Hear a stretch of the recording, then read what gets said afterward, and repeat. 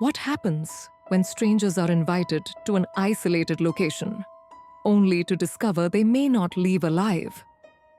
This is the premise of Agatha Christie's masterpiece, And Then There Were None. But the question is, was this chilling story inspired by real events? Let's step behind the curtain to explore the facts and the fiction. 10 strangers, each with a dark secret, are invited to a remote island under various pretexts. Upon arrival, they find themselves cut off from the mainland.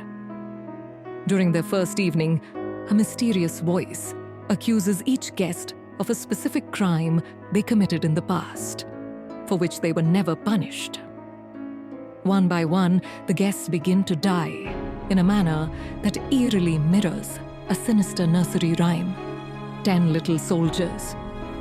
The survivors quickly realize the killer is among them, but paranoia and mistrust make it impossible to unite against their mysterious foe.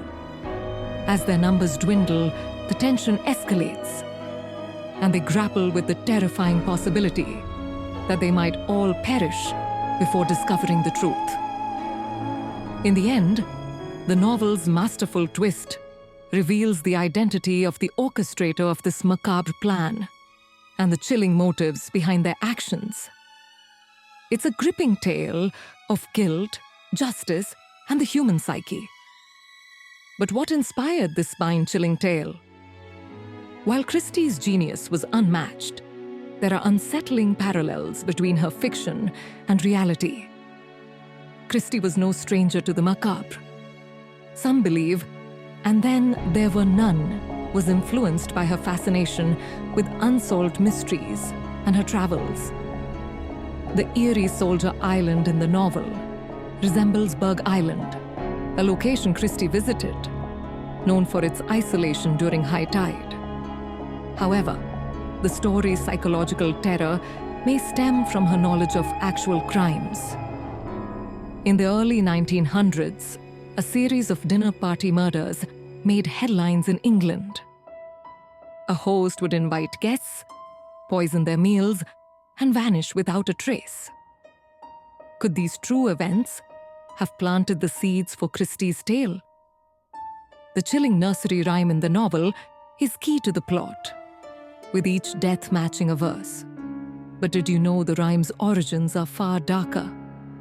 Originally published as 10 Little Indians in the 19th century, the poem was later adapted for stage plays and eventually inspired Christie's masterpiece.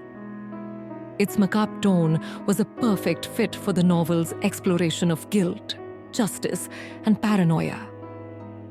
One of the most unsettling aspects of And Then There Were None is how it dissects the human psyche. As the characters unravel, they confront their darkest fears and deepest regrets.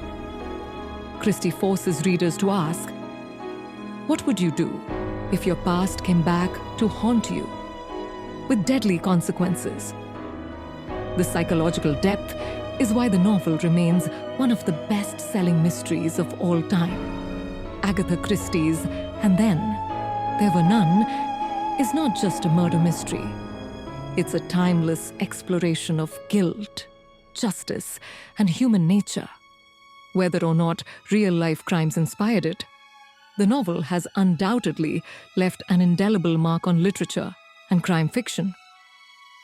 And now, as we close the curtain on the story, I leave you with one question. Could such a terrifying scenario ever happen in real life?